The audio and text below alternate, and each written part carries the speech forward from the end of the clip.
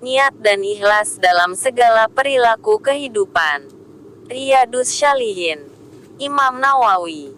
Allah Ta'ala berfirman yang artinya, padahal mereka tidak disuruh kecuali menyembah Allah dengan memurnikan ketaatan kepadanya dalam menjalankan agama dengan lurus.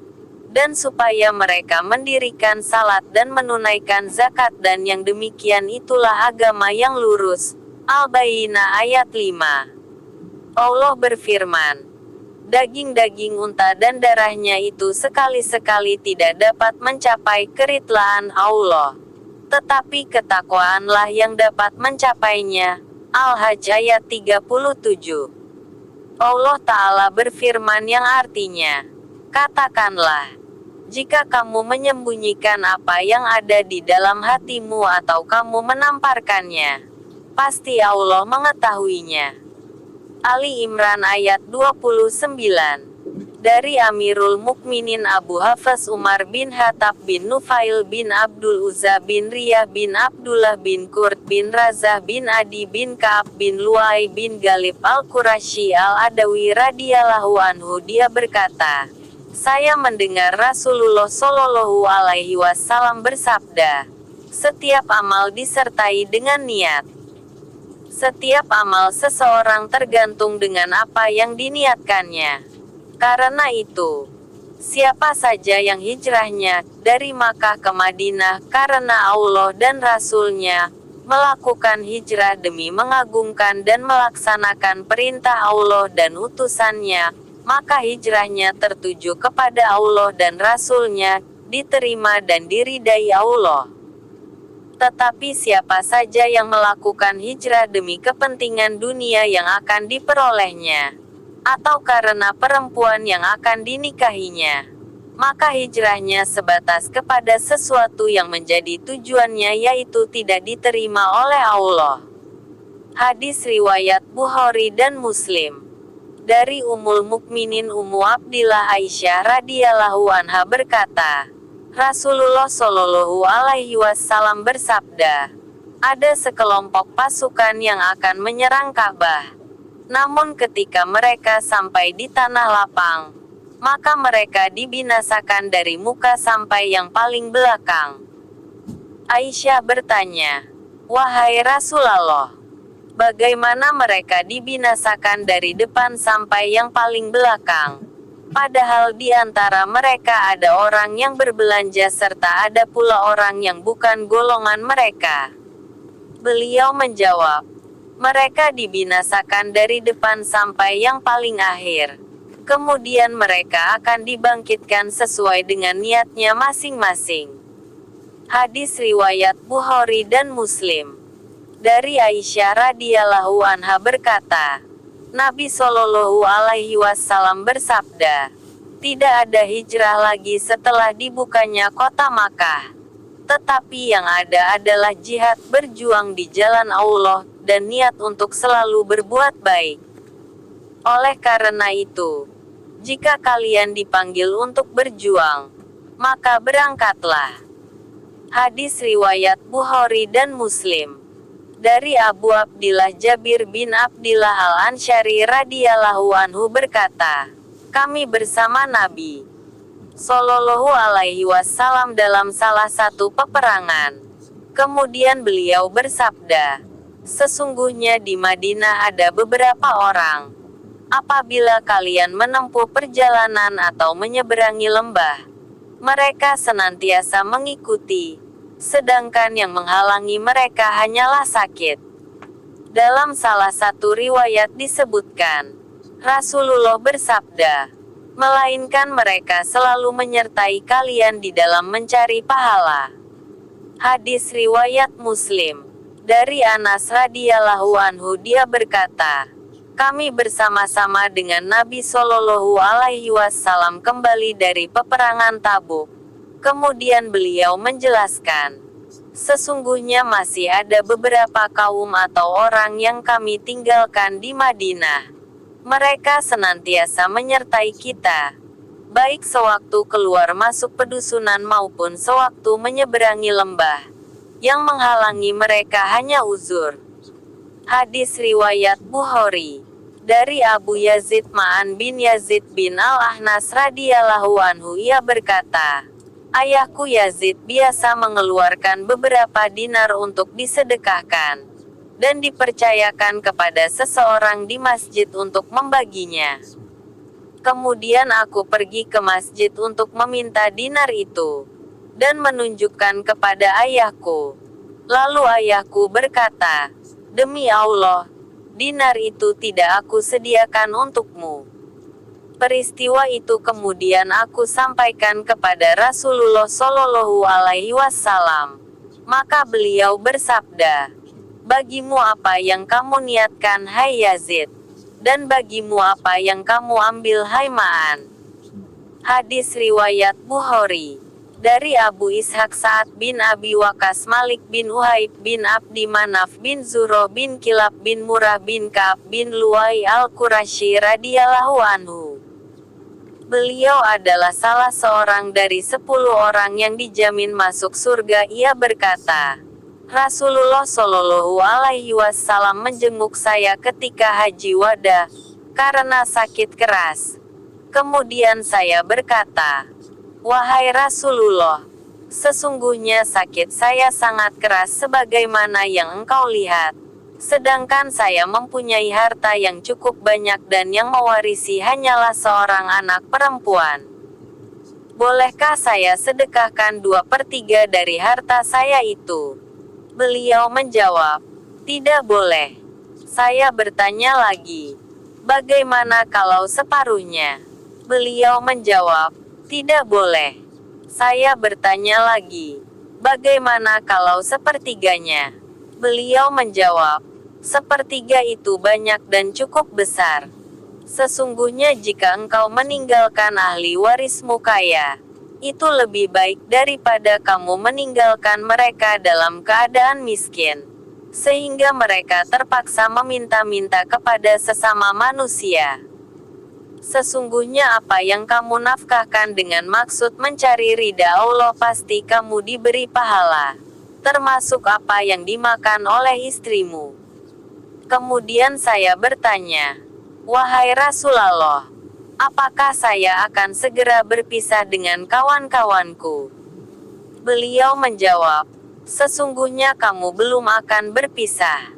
Kamu masih akan menambah amal yang kamu niatkan untuk mencari ridha Allah, sehingga akan bertambah derajat dan keluhuranmu. Dan barangkali kamu akan segera meninggal setelah sebagian orang dapat mengambil manfaat darimu, sedangkan yang lain merasa dirugikan olehmu. Seraya berdoa Abu Ishaq berkata, ya Allah, mudah-mudahan sahabat-sahabatku dapat melanjutkan hijrah mereka dan janganlah engkau mengembalikan mereka ke tempat yang mereka tinggalkan. Tetapi kasihan si Sa'ad bin Kaulah yang selalu disayangkan oleh Rasulullah karena ia mati di Makkah. Hadis riwayat Bukhari dan Muslim. Dari Abu Hurairah Abdurrahman bin Sakar radhiyallahu anhu ia berkata, Rasulullah Shallallahu Alaihi Wasallam bersabda, sesungguhnya Allah tidak memandang kepada tubuh kalian dan tidak pula kepada rupa kalian, tetapi Dia memandang kepada hati kalian. Hadis riwayat Muslim. Dari Abu Musa Abdullah bin Qais al-Asy'ari radhiyallahu anhu ia berkata, Rasulullah Shallallahu Alaihi Wasallam pernah ditanya, manakah yang termasuk perang di jalan Allah? Apakah karena berperang karena keberanian, kesukuan, ataukah berperang karena riak? Rasulullah Shallallahu Alaihi Wasallam menjawab, siapa saja yang berperang agar kalimat Allah terangkat, maka itulah perang di jalan Allah. Hadis riwayat Bukhari dan Muslim. Dari Abu Bakrah Nufai bin Harits Ats-Sakafi radhiyallahu anhu, ia berkata, Nabi Shallallahu Alaihi Wasallam bersabda, apabila ada 2 orang Islam yang bertengkar dengan pedangnya, maka orang yang membunuh dan yang terbunuh sama-sama berada di dalam neraka. Saya bertanya, wahai Rasulullah, Sudah wajar yang membunuh masuk neraka. Tetapi mengapa yang terbunuh juga masuk neraka? Beliau menjawab, karena ia sangat berambisi untuk membunuh kawannya. Hadis riwayat Bukhari dan Muslim.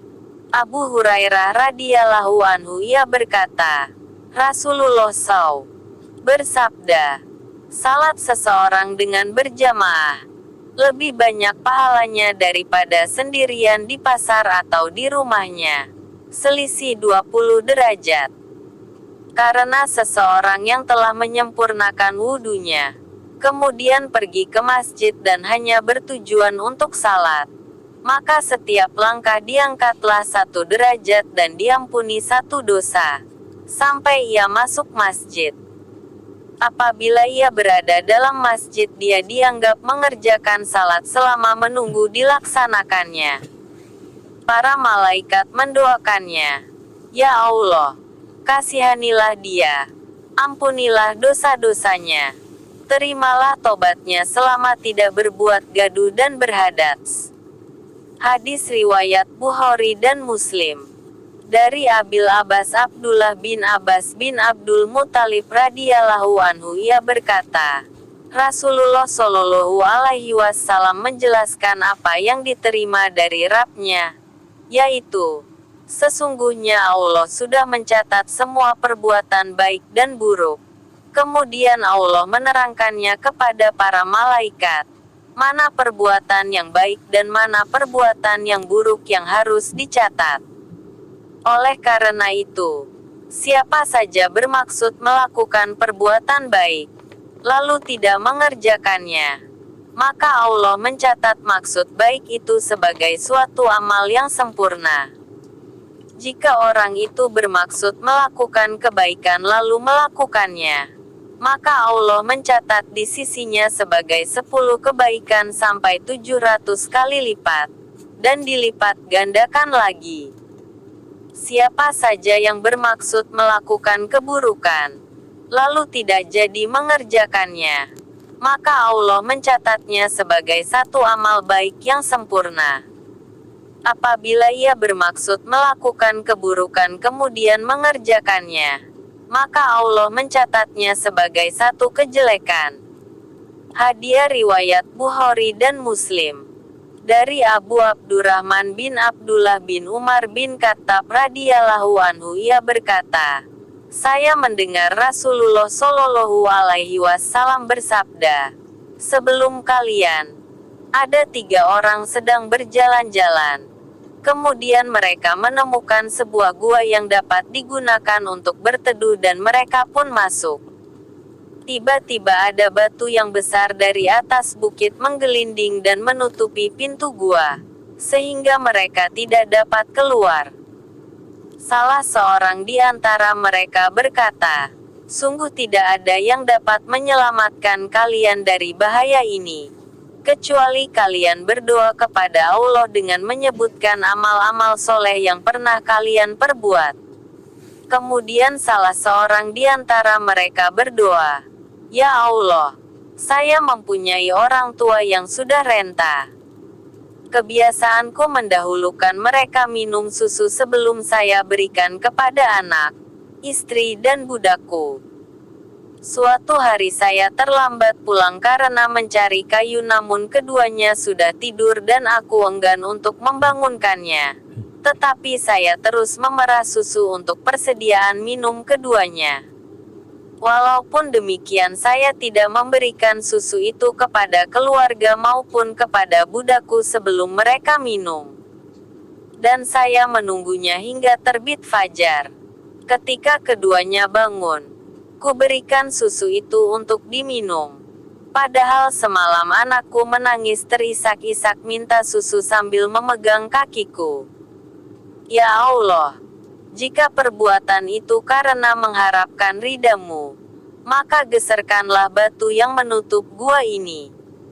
Kemudian bergeserlah sedikit batu yang menutupi batu gua itu. Tetapi mereka belum bisa keluar dari gua itu. Orang kedua pun memanjatkan doanya. Ya Allah, sesungguhnya saya mempunyai saudara sepupu yang sangat saya cintai.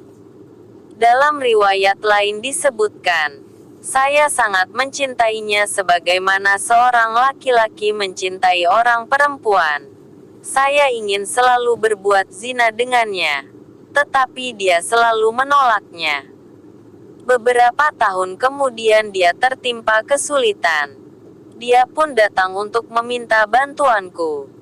Dan saya berikan kepadanya 120 dinar dengan syarat menyerahkan dirinya kapan saja saya menginginkan. Pada riwayat yang lain, ketika saya berada di antara kedua kakinya, ia berkata, "Takutlah kamu kepada Allah. Janganlah kamu sobek selaput darahku kecuali dengan jalan yang benar." Mendengar yang demikian saya meninggalkannya dan merelakan emas yang aku berikan. Padahal dia orang yang sangat aku cintai.